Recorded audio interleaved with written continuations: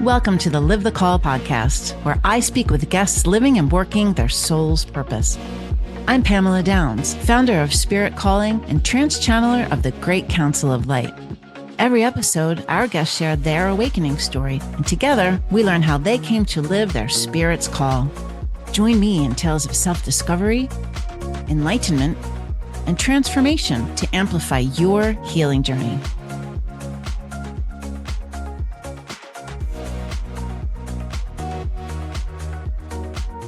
Welcome to Live the Call. I'm your host, Pamela Downes, and today I'm joined by AnnMarie McKenzie.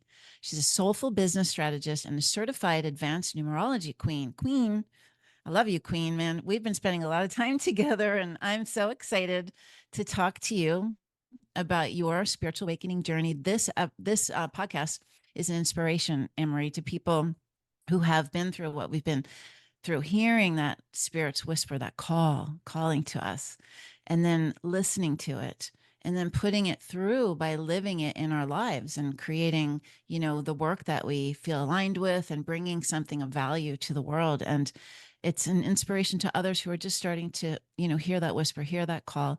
So AnnMarie is going to share her powerful awakening story and guide us through her numerology and how it can unlock your energetic codes, align you with your true purpose, and amplify both your personal and your professional prosperity. So welcome, AnnMarie. I'm so happy to see you. Thank you. I'm so excited to be here and to have this conversation with you and your audience. Thanks. Yeah, you're amazing. You've been just so wonderful with our community and sharing space and leading a couple different workshop and a community call talking about numerology and educating. But this time that I get to spend with you today, I want to dive deep. I want everyone to be able to know more about you and how did you become the numerology queen? Tell us how it started. Well, this conversation couldn't be more divinely timed in terms of my awakening, because this week will be the 10-year anniversary of my mother's passing. And so there's been a lot of inner reflections about the last 10 years and how everything has unfolded, and how that past version of myself, like if I sat down with her and I said, so just so you know, in 10 years you're going to be making really great money doing something that you love with your soulmate clients, connected to people from all over the world, building communities, supporting other people's communities like yourself, and just experiencing higher levels of joy, freedom, and abundance by integrating your intuition and your psychic gifts along with, You'd be like, all the other, like all these jobs that you've ever had make sense. I'd be like, I would just be laughing and saying like, let's get a bottle of wine, right? Like, my reaction would just be like in non-belief. And so it's been quite a ride and quite a journey. And a lot of it has been intentional and on purpose. And a lot of it has also been gifted to me, and things have unfolded in ways where, again, I can see that divine timing, but not something that I could have planned for or expected. But I see how, in doing the work in the last 10 years, that my team, my spiritual support team, has said, okay, she's ready, and here's the next spiritual assignment in order to help her get there. So the numerology actually just came on board, I would say, when did that drop in? 3 years ago. So it was when the world was a little bit wonky. And like many other people, I had to shift my business. I was connecting in person. I was doing workshops. I was doing retreats. I was a keynote speaker, standing on stages in front of like hundreds and hundreds of people, sometimes thousands. And I couldn't do that anymore. And so I had to shift everything online. And when I did that, the abundance kind of immediately stopped. And I was speaking to another coach, and I said, this is going to be my year where like the abundance comes back online. And it's funny because I was very masculine about it, which I have a lot of masculine energy, but I was like, I'm going to hire a bookkeeper. I'm going to get a new accountant and take myself on dates with these reports. And, I laugh at that too, because that's not how I would guide a client to tap into higher levels of abundance. And she said, I think you should do this free 3-day thing with this person. You're going to love her. And lo and behold, it was all about numerology. And the amazing thing about that experience was it was a remembering, not this new learning experience. Like everything that the person was saying was something that I already knew, but I was also like, how do I know this? Like I just knew that it was truth. And there was just so many breadcrumbs, divine breadcrumbs that were saying, hey, remember you're really great with numbers. This is one of your gifts as well, and it's going to support your intuition. And this is the thing that's going to help you connect to those higher levels of abundance. It was really It's cool. so interesting. Yeah, it's a familiarity, right? Yeah. You knew. But so tell me, prior to that, you said you were great with numbers.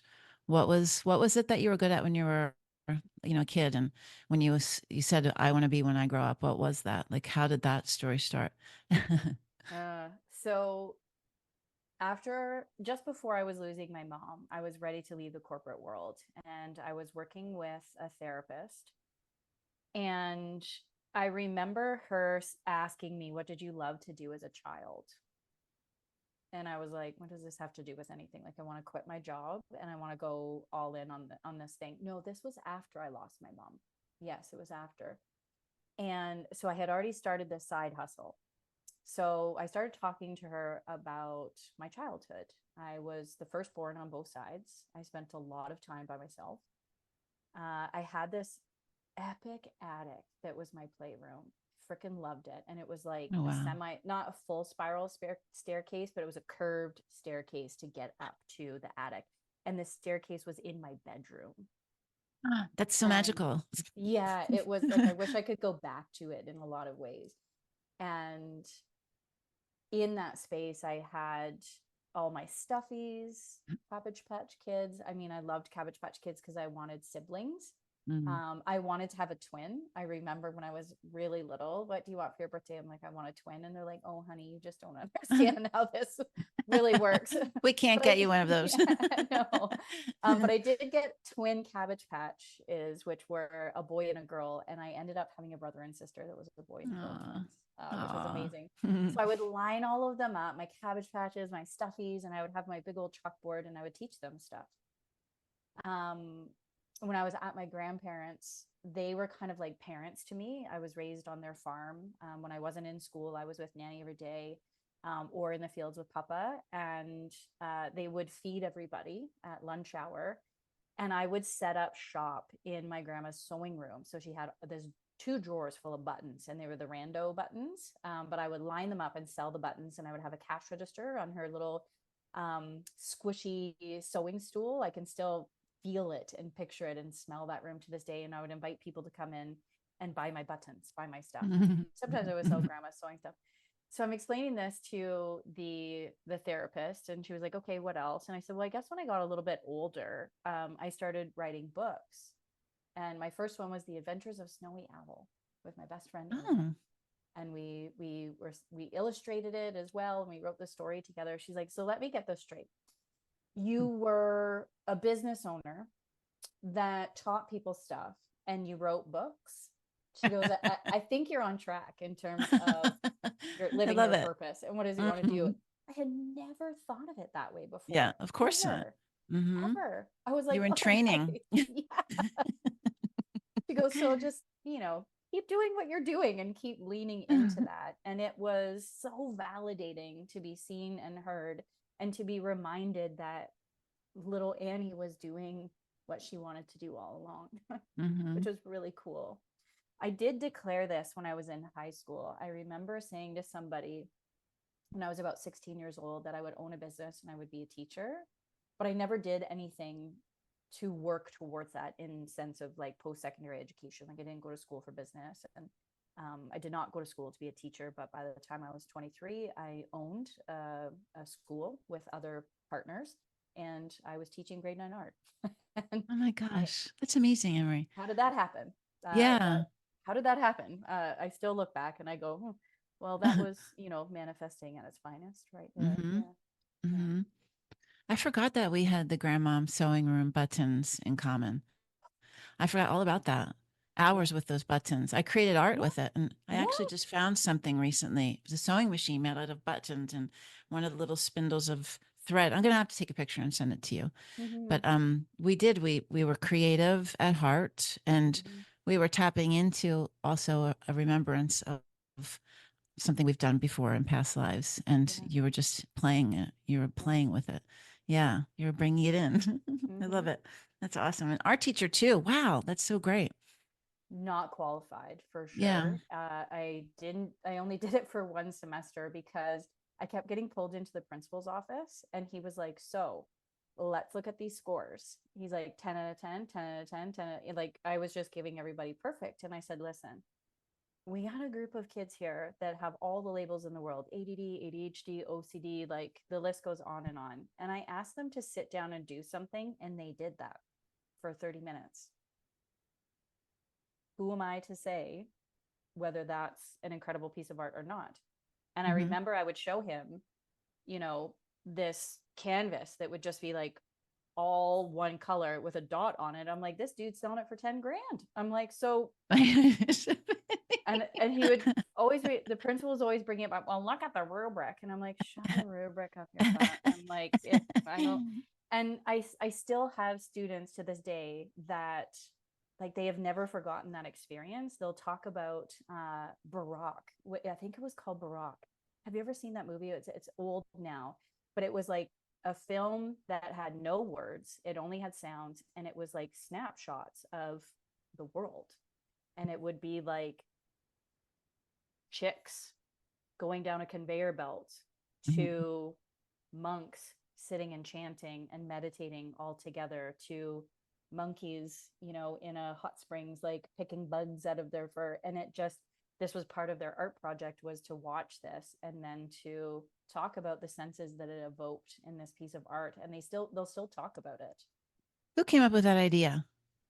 I did. Well, no, I didn't come Because up that's with a the great movie. The idea. movie is No, incredible, but the yeah, idea of looking at the movie and then translating it, yeah. I think it's so cool. And I went to art school, and it was, you had to have a concept and a theory and an idea and a really strong positioning statement for every single thing that you Yeah. did. And you had to believe it. You had to, you conceived it, and then you presented it. And that is really interesting. I like that. I mean, you sound like you were a very good art teacher, actually, AnnMarie. I think that I was. It sounds like you are.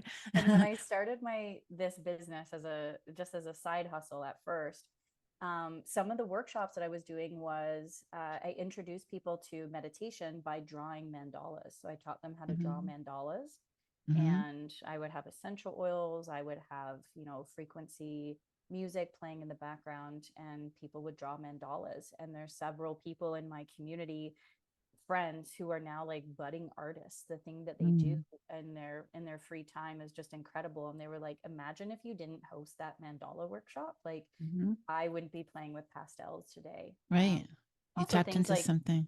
yeah, vision boarding, and just like, back when Hmm. people bought magazines, just pulling it all together and creating something. And Hmm. it's been missing in my world for a while. And I am proud to announce that this month I am going to start doing art again for the sake of art. Has That's nothing awesome. to do with my business. It has everything to do with tapping into Annie and that child and just creating something again for the sake of creating something. It's so perfect, because Yeah. the September message from the Great Council of Light is about tapping into your inner child, going and remembering. Yeah, I'm going to send it to you.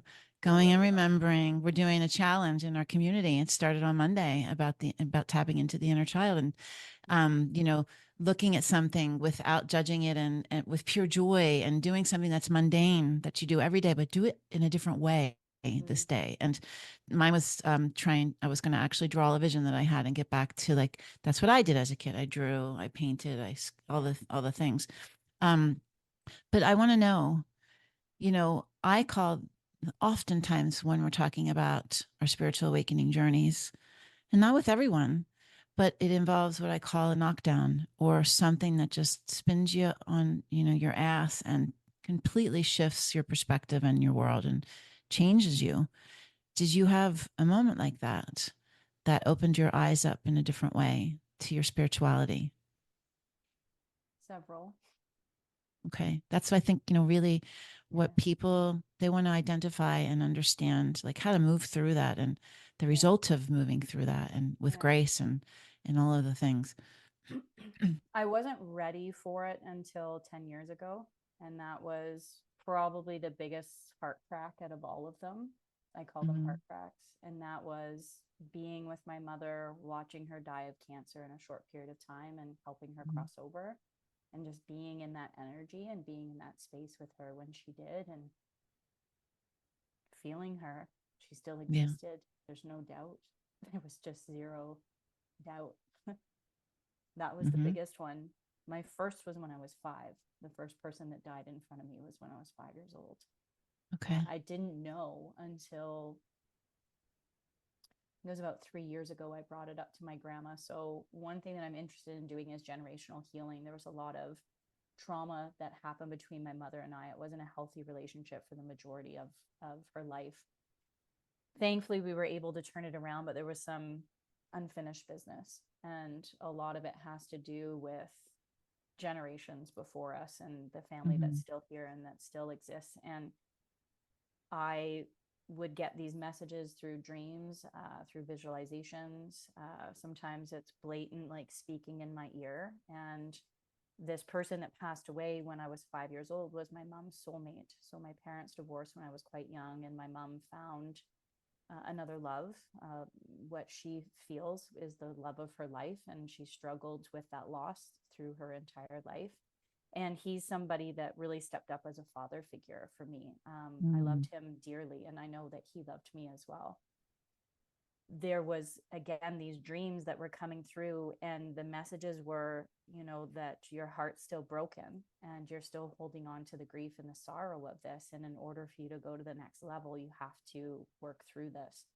So I brought it up to Nanny, and just from a very kind and compassionate and loving place, and said, I would love to talk to you about Pete's passing, but I understand if it's too difficult for you. The reason for this is I'm getting a lot of messages in my dreams, and he in particular is coming to me in my dreams. And I feel that there is healing work for me to be done now, and that this is going to help mommy as well, and that's going to help you, and it's going to help papa, and it's going to help all the aunties and uncles in the business, in our family, and cousins as well. I almost said in our business. I'm so used to business talks now. I love this one. And she opened up. It was a beautiful conversation. There was immediate guilt and shame from her, because she started off with, like, we didn't know what to do back then. Therapy and counseling wasn't as common, wasn't as normal. There was stigma around it, and I had to kind of talk her off that ledge. And I said, I'm not here to judge or criticize what happened or what didn't happen. I just need to know the story. And I said, so he had, he fell. This is what I remember. He fell. His leg hit the side of our couch, which was black and white plaid. He fell onto the green shag carpet. Like, that's how vivid it is for me. And then mom called the two of you. Mom was upset. You held him. The ambulance picked him up, and then he died. And she said, no, honey, he died in my arms in front of you. Wow. I Wow. can still feel that, right? Yeah. And I was like, Mm-hmm. whoa, that's very different. Mm-hmm. Very That's different. a very different experience for a 5-year-old, and for my grandmother as well. And so I Mm-hmm. sat and held space for her. I said, wow, I can't believe that you held somebody that you love and you watched them pass away. And she said, kind of nonchalantly, that wasn't the only time. And I'm like, what are you talking about? And then she started sharing all of Wow. these people that she's experienced their passing. I'm like, that is absolutely incredible. And I was teasing her that she was like the Grim Reaper, and we Well, had to she's bring some laughs into it. I was like, oh, so you're like the Grim Reaper death doula. And she's like, oh, well, AnnMarie. death doula, maybe. Yeah. And yeah, and she then helped that story unfold. I remember bits and pieces, but I didn't understand why. Like, I remember being in kindergarten, and back in those days, I think I went full time, or I went like every other day, but we went for an entire day. It wasn't this half day that typically happens. So we got to nap after lunch instead of going out. We still we had like the those squishy little gym mats, and we all got to nap. And I remember often the teacher waking me up and saying, "AnnMarie, the bus is here to pick you up." So I would just crash and sleep for the entire afternoon. So hearing that, I was like, that was me dealing with my grief. Mm-hmm. Absolutely. That was me dealing with that. And, you know, I asked grandma, I said, so what did I do? Like, how did I respond to this? What, you know, what showed up? And she said, every day after school for months, you would immediately go to the couch, crawl to the top of the Oh, couch, pull the curtains back, and just sit on the top of the couch. And when we would say, honey, what are you doing? You would say, I'm waiting for Pete to come home from work. oh. And For how long? she said months. It happened for months. And Yeah. then she said, we just had to keep telling you that he was in heaven, but you didn't Mm-hmm. understand heaven. Yeah. You didn't understand. You were so little and you went through Yeah. so So much. little Annie at a We very love young little age Annie. she Mm-hmm. started really getting interested in religion because I wanted to understand heaven. Yeah, of course. And where Pete went. Thank you for sharing that. Yeah. That was the big one. That was the first one. When you said this is what we are talking about today, I went, oh shit, honey. But that's okay. Yeah, well, they're Not real. gonna apologize for it. It's They're real. very real. No, of course. And you were little. You were 5. I mean, Yeah. we're still so connected to the other side. We're Yeah. still in such a different space at 5 before the veil comes down, and we're in wonder. And you were probably being assisted while you were sleeping. You're probably being worked on. Like there were probably so many things Yeah. happening that we can think about now. But they are Well, the that's when moments. ghosts started showing up in my world too. My Well, there you go. grandparents had an old farmhouse, and everybody talks about the ghosts, and even the non-believers. You know, an uncle will show up and say, I thought it was hogwash, and you know, all the windows were closed, and your grandparents went on vacation and they came home and all the windows were open, and I know I didn't open them.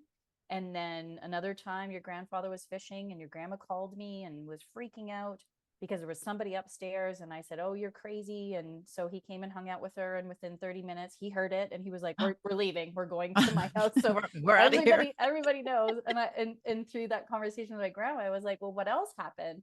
I remember playing in this one back room, and I mean, when I say back room, it was back room, like you went into a bedroom and then you went down another hallway and then you went into another room and then you turned that corner and then there was this really big long closet. And she said, you were often in there, and I was playing with my spirograph, just chit chatting away. And I said, who was I talking to? And she was like, well, we just thought it was yourself. She said, but now that I think about it, you were probably talking to the ghosts. Mm-hmm. You probably were. Yeah. That Just was like your doodling. room. That was your Yeah, hangout room. just doodling around, creating art, talking to my imaginary ghost Just friends. doing normal 5-year-old things or 3, 4, 5-year-old things. Yeah, Oh yeah, my gosh. And so, so that was when you were 5. yeah. And then between what was another one? You said there were several. There was several. I had a high school sweetheart, a big, big love. He helped me heal my heart after like the first guy broke my heart, Mm-hmm. which that guy happens to be my partner now. Mm-hmm. Oh, But wow. my soulmate, high school sweetheart. So I definitely believe that we have more than one soulmate in this lifetime in terms of Mm-hmm. partnerships. But he passed of cancer when he was in his Mm-hmm. 30s, and we had made a pact to, like, if not again in this lifetime, we'll find each other in the next. And then very shortly after that, he passed of cancer, and so that was devastating for me. It took me a couple years, even longer than that, to like pull myself out of that, because I definitely always compared my partners to that person. And the Mm-hmm. reason why I never got back together with him was I didn't believe that I was good enough for him. And so it was a huge catalyst in terms of growth. And then coming to this place of, that's a silly limiting thought to think that we only have one soulmate. and B, that I wasn't good enough for him. Clearly I was, Right. because he chose me. Mm-hmm. He's definitely with me. He speaks to me all the time. A lot of times it's through Led Zeppelin and Led Zeppelin specific songs, or Wish You Were Here by Pink Floyd. And he's just a part of my team now, and he helped me call in cosmic love again. Mm-hmm. And when the person showed up, I was like, no, it's not him. It wasn't the grade 8, grade 9 boyfriend that broke my heart that you helped heal. He was like, yes, it is. I was like, Isn't okay, that interesting though? And he now he would have bet gets a to million like, bucks. yeah, right. And he gets to assist you in growing and learning through that. And Yeah. that's amazing.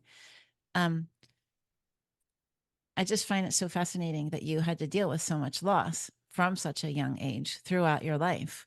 We haven't even scratched the surface. This is, I'm Yeah, just because talking about the big ones. I you don't have, even meet people that have had I don't know that many people that have had so much loss. I thought it was normal. I remember Mm-hmm. having this conversation around a campfire, and I was telling people, and I just assumed that everybody had these big losses, these, people that died. They die all the time. And they were like, no, AnnMarie, No. like, my grandpa's died Mm-hmm. Right. Exactly. because he's old. Mm-hmm. Right. Like, it was not the same story that I have. And just like the ones that I was really closely connected with, I think the last time I counted was around like 22, 23.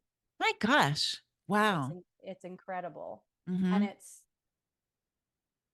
it's interesting how each of them play a role in my life as a part of my spiritual support team, like, and they've even told me like how they want to help me, and now I've Mm-hmm. learned how to onboard them. So when somebody passes, like my papa passed a year ago, I onboarded him. I mean, I kind of talked to him about it a little bit when he was still here. Oh, um, cool. but I sit in meditation, and I pull cards, and I just laugh because the things that they say they want to help me with on the other side are very similar to the things that they helped me with when they were here on earth. Like, Mm-hmm. grandpa's card that I pulled was about emotional stability. And he was Mm-hmm. the guy in life where you didn't want to disappoint. Like, you had a conversation with him, and if you started crying, he'd be like, why do you girls do this? You're always crying. I'm like, I didn't want to disappoint you. I He's like, just well, love you get so much. yeah. He's like, get it together. Like, just choose differently. Just do something else. You're gonna figure this out. I'm like, Okay. okay, Baba. Um, and he does. He has showed up when there's been something off in my life with like a particular relationship. He has showed up and has just keep pushing me through his messages. He's like, you need to Mm, go through this. But Papa will say, like, clean this shit up. He's like, we're, Sicilian. He's like, with the mm, hands, he's like, clean this shit up. mm-hmm. And I'm like, what are you talking about? And then I'll get like a dream, and I'm like, is that what he's talking about? And it takes me a little while to like, I'm like, oh, okay, that's what Papa's talking about. And if I listen and go through it, then I notice that my bounce back rate, as in like I collapse timelines in terms of my own pain and suffering. I'm like, let's get to the Mm-hmm. lesson. Let's get to the other side. Not that I want to rush it or spiritually bypass it, but it's just like, No. okay, it's here. Let's Yeah. do it. Let's do Yeah. this. Yeah. We want to decrease that pain and suffering. We don't Mm-hmm. want to suffer as much as we were before. We're smarter now. We have the team, right? We have a Yeah. different awareness. I it's crazy that you're saying some of these things because I had some of these thoughts today. The pain and suffering specifically. I mean, Mm-hmm. and I've been reflecting on 10 years of being out of my marriage. And so it's a lot of looking back, a lot of self-reflection, a lot of going through. There's a process that there's something happening right now, I think, with a lot of us. It started in June, and we kind of got pushed into this with the Lionsgate too. We got amplified and elevated and kind of kicked in the ass also by your Mm-hmm. team, by our teams, Mm-hmm. to move into what's next because it's time. And that does revolve around reflection and Mm-hmm. all of the things. Um, Thank you for sharing all that too. Yeah, I know some people that died in high school. I wasn't really close with them, or someone that was very close to me got killed by a motorcycle, and I think of him often. And I think that he's around me. Yeah. But I really just through like psychic readings and working with energy healers, people coming through from my team on the other side that are not my angelic guides or the guides Yeah. that I channel, Yeah. but our ancestral guides. And they're there to help us and they're there to Mhm. support us. And, if you're just waking up, if you're watching this and it's just something that you've been thinking about, and a lot of people will say, I saw a butterfly, or I saw a dragonfly, or I saw a feather, or whatever. You're starting to try to put the pieces together. You're trying to Yeah. connect the dots and keep doing it and Yeah. keep asking them, right? Keep asking them to show you the Mhm. way, to intuit you, to come to your dreams and to receive guidance from them, because it's beautiful and that's what they're there for. Mhm.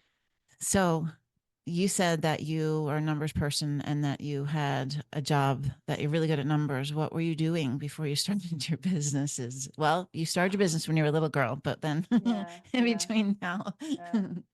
Well, losing my mom really forced me to like sit my ass down and take a hard look at my choices Mm, and really own that I wasn't living up to my highest potential. mm, I'd been unhappy for a long time. I was very depressed.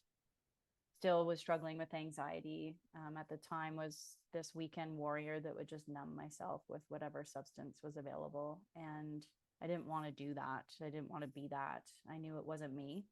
It mm, was a mask that I was wearing. So that's when I launched my side business, and I started with heart intelligence and emotional intelligence and holding space and having workshops and conversations with all walks of life. And sometimes it was small businesses and nonprofits and corporations, but sometimes it was with teen girls or mm. couples or just women's circles. And it was powerful to use emotional intentionality as a guidance system for what's next. Yeah. One of the words that I used after losing my mom was sacred. I wanted to feel more sacred because I didn't know how else to describe it when you watch somebody die and then Mm-hmm. you experience them crossing over Mm-hmm. and you know that they're in the room. And so I literally like just guessed and I said, well, maybe it's this word sacred. And I looked it up, the definition, and I was like, okay, I can play with that for a little bit. And that process supported me to stop hiding from my psychic gifts and abilities. They've been around for a long time and I knew about them, but you talk about them with certain people and you're a weirdo, right? They're like, Yeah. Downes, you're a wackadoo. And they don't know how to take you, that when you say, yeah, I have dreams all the time and they come true. And they're like, what are you talking about? Just like, yeah, but lots of people die. They're like, what? Right. That's not normal. And I That's was like, not what oh, we all do. is it? Oh, okay. Yeah. Anyways, won't talk about that again around the next campfire. Right.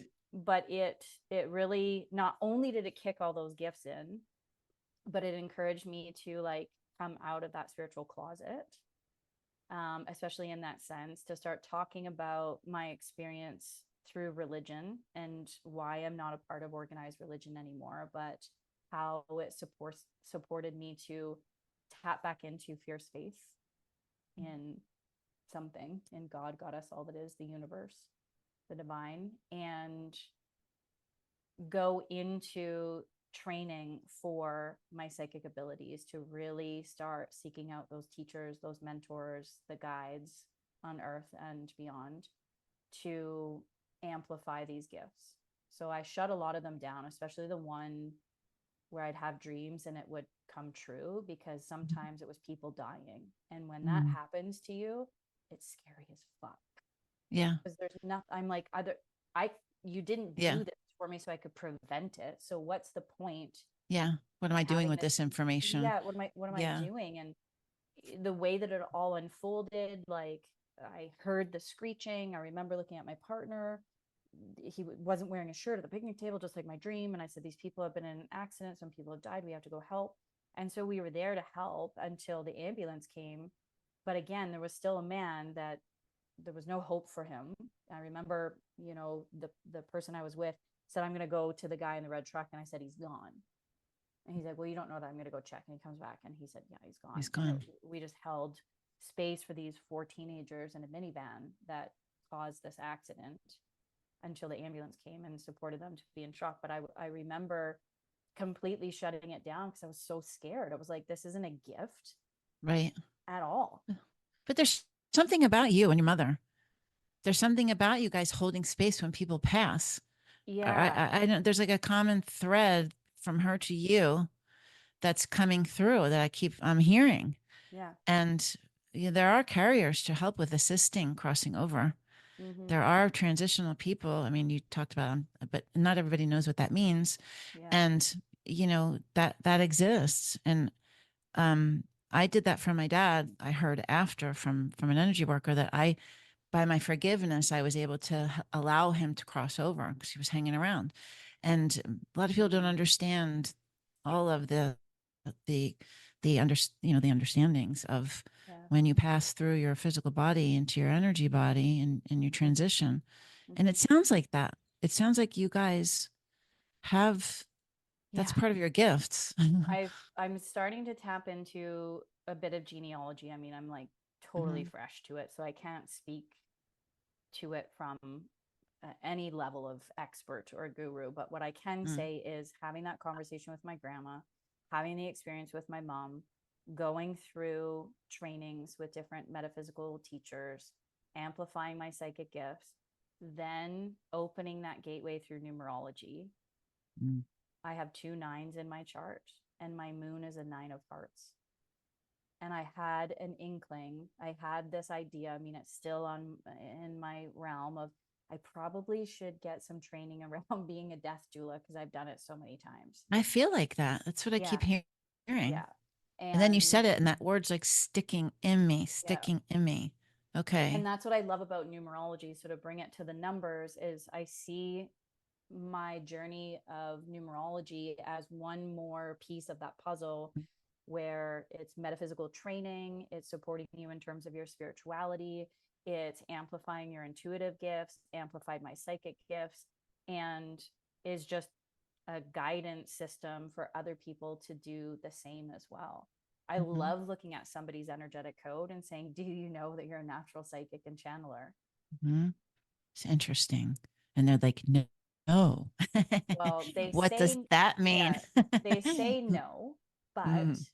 And you through a talk. conversation, Mm, there has been signs, and that's my cue to say, what do you want? A sign your sign here? What are you looking for? mm. Like Right, you're right. resisting this, and maybe now is not the time. Like maybe now Mm-hmm. is the time for you to say yes to this. Well, I wouldn't even know what that looks like. I said, okay, Mm-hmm. well, you like numerology, you're here with me, so perhaps it's numerology. Like maybe that's the starting point. Or I can look at somebody's code and get an idea if it's clairvoyance or claircognizance, or Mm-hmm. clairsentient, for example. So I might, suggest, a different course or a different book, that can help them with that, or just sometimes an activity. The yesterday, actually, with one of my clients who's new to it, who's a natural psychic and channeler, has multiple ones. So she's somebody who's an ideator. Um, I invited her to keep a dream journal. And as soon as I said that, she goes, yeah, I have crazy dreams sometimes. Well, you're like, write them down. Let's. Write them down. She sees 1111 all the time. Her grandfather's birthday is November 11th. Mm-hmm. I said, so do you think there's a connection? Do you think your grandfather speaks to, he's on your honor team, no doubt about it. But Mm-hmm. I said, do you think that your grandfather speaks to you, either in your dreams or in your world? And then she shared a story about this old man coming to get a haircut, and she had, went through school, but she never had the opportunity to cut her grandpa's hair. And when he passed, it kind of broke her heart a little bit that she didn't get to. And when that old man was leaving, he gave her a ridiculous tip, and then he called her something in like Romanian, which was very similar to like what her grandfather would say. And I was like, Bam. and you just, why don't you just lean into this? So Right. so It's I so I interesting. I love that about numerology, and I love that it helped me release that limiting belief that I wasn't good with numbers for a long Mm-hmm. time. I told myself that I wasn't good with numbers. Like I grew up in this like poverty and abundance cycle, like where I had nothing and I was on the verge of homelessness, to a lot, to nothing, to a lot, to nothing, to a lot, to nothing. And, conflicting viewpoints from parents in terms of money and what that means. And when I hit grade 11, grade 12 math, I really struggled. It was very difficult for me to connect the dots and see how I was going to apply this in like everyday life. I still don't know what sine, cosine, tan, what that purpose is. And I was the kid that was like, what am I going to use this again? They're like, well, if you want to do this, or want to, I'm like, I don't want to be those things. So, I So don't need that. yeah, so I just created this like huge limiting belief that I wasn't good with numbers. Meanwhile, I went to enrichment for math as a very Mhm. little girl multiple times. I could easily add things up. Like when I was younger, I was serving and bartending, and it was very easy for me to be like, okay, here's your change. Yep, this is how much the tip. Like I was All of it. very, very good with numbers. Yeah. So when Hmm. I stepped into that, that was one of the first things that came through with the teacher. She was like, "You've done this like many times." Definitely in Egypt and Atlantis. Like, Yeah. you know that, right? And I was like, no, but Hmm. yes. I sort of do. Maybe no. Yeah. Um, the numbers thing is something we were talking about in the community, and a brand new member, Michael, put this whole post about the number 57. And I was like, I know that I've recently heard something about the number 57. I don't know what it is. And then we all were sharing about when I started waking up, it was the numbers, the numbers. I'd walk in a room, the clock, the this, the that, the license plate, the elevator, like all of it. Yeah. And then I started associating, like, what does 414 mean? It means that I'm thinking about work. 414 is work number. So every time I see 414, it means get to work, get busy, get focused. Yeah. I recently started seeing 999. Ooh. Interesting. Yeah, I know. And I don't know. I didn't look it up, but I've taken notice recently that I've been seeing 999s for the first time, maybe last month, maybe 8 weeks. Mm-hmm. Yeah. And I think it's about the next phase of my life because I feel Yeah. like that's what I'm thinking the most about. And I feel like that's associating itself with that. So I'm keeping tabs on it. I'll let you, Mm-hmm. I'll keep you Mm-hmm. posted. um, but all of these things are what people experience. It's the little God winks and the numbers, Yeah. whether you call it, numerology or not, or it leads you to a path of that. It's reminding you that there's Mm-hmm. something more. It's Mm-hmm. giving you that confirmation. And I often tell people, think about what you're thinking about. Take a moment, think about what you're thinking about, and think and kind of know that it's a good choice, it's a bad choice, whatever it is, you're Yeah. getting an answer. You're getting your pop up, or you're getting whomever Mm-hmm. giving you a little push in the right direction, right? Mm-hmm. And that's part of the spiritual awakening journey. Definitely That's is. part of that. Yeah.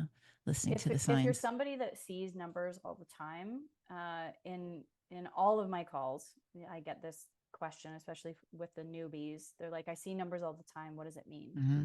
And instead of, I believe in intuitive numerology. Like, yes, there's a core essence and an energy of each number, but I work with psychics and empaths and the intuitives and the sensitives. And, I say at that moment, just pause and consider what you're thinking. What are you thinking?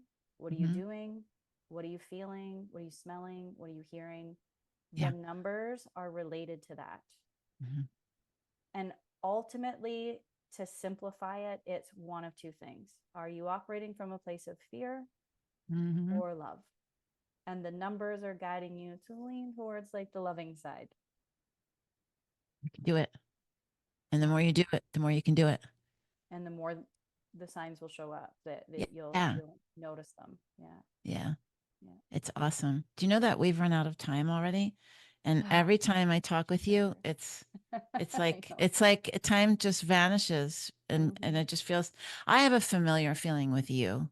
And I think We like the always first have. time we always have, the first time I met you, I was like, I feel like you're me and I'm you. I feel Yeah. like we're like family members or something. And we all are finding each other again now. And because we're doing, important work and we're all supporting each other. I want to make sure that everybody knows where they can find you. And I want you to tell everyone if there's something that you're launching or a program or something you're excited about that you want our members and audience to know about. Mm. Thank you for that You're invitation. I welcome. appreciate it. My website is AnnMarieMcKenzie.com. I am intelligent when it comes to business. So you can type in the wrong way to spell my name all the ways, and it should take you right to my I don't website. need to So it spell it doesn't for matter. you. Yeah. AnnMarieMcKenzie.com. Again, I primarily work with spiritual entrepreneurs like the healers, the coaches, the intuitives, those that are here to just raise the collective consciousness, and numerology is woven into business. The easiest way to start working with me, there's the free resources on my website. So download that and start to understand your energetic code. really start to get familiar with your purpose and your gifts and why you're here. And if you want to hang out with me, I have monthly calls in a community where we just talk about the universal energies from the previous month and our experiences through them. And we discuss what's coming up, and we build some strategies and have some conscious conversations around that. And it's just a beautiful, beautiful community that is just really, it's so transformative and evokes a lot of change in people. And the people who are involved in it, they're like, AnnMarie, you never sell this for what it is. So if you want to just try it out and it's not for you, that's fine. That you won't know what it is until you come in. So I'm just sending that invitation out to come in and learn how to connect with the numbers, to understand the energies of the numbers, and to align with them, just to make your life easier and to create a lot more momentum. Yeah. Okay. Tell them where that community is. AnnMarieMcKenzie.com, and that's called the collective. Yeah, everything's on the website. On the website. Yeah. Okay, cool. All right. And any YouTube or social or anything like that? I'm going to post it all in the notes, but I love to give you the chance to say it. Well, right now I've built a Facebook group called the Numerology of Business. That's where I hang out. And I'm in the process of reevaluating my social media strategy. Because of my energetic code, I have a tendency to experience a lot of burnout because of my creativity. So I've just sort of scaled everything back. I mean, I'd love to say, come and hang out with me on Instagram, but I post stories there and everything is just being reevaluated. But I do free forecasts every single week in the Numerology of Business community. So that's the best place to just come and hang out and have conversations and learn more about the numbers in terms of social media. And yeah, the collective is the best place if you want to just come in and sit in community with other people. Yes, it's awesome. And then soon you will have a show on the Ethereal Network. We are content partners. We're so excited. We have a new spiritual television network. It's 555 on my time on the East Coast. And you are going to have a weekly show when it launches. So it's probably going to launch, I would say before the end of the year. And, you know, I'm going to be posting about that. So I'll be sharing that channel and everyone can go check her out over there because this is evergreen content. And we want people to be able to find you everywhere. So I'm really grateful that you joined me today and you shared your story with me, AnnMarie. As always, I had the best time. And anyone, go check AnnMarie's stuff out. She's very, very talented. Our community loves sharing space with her and learning. And I'm sure if you're, you know, looking for someone to help you with your business, if you're an intuitive, creative, and spiritual entrepreneur, you would really enjoy working with her as well. That's all we have time for today. So I just want everyone to remember, within every moment lies the call to listen to your spirit, answer it, honor it, and always live it. Thank you guys for tuning in. We'll see you next time. I hope today's episode sparked insights for you on your healing journey. If you're searching for support and connection, you should join our community at spirit-calling.com. Spirit Calling is a like-minded community of spiritual individuals learning, sharing, and growing together every day. No matter what you're experiencing in your journey, you'll find resources and a community to support you along the way. Until next time, keep listening to your internal guidance and stepping into your spirit's call.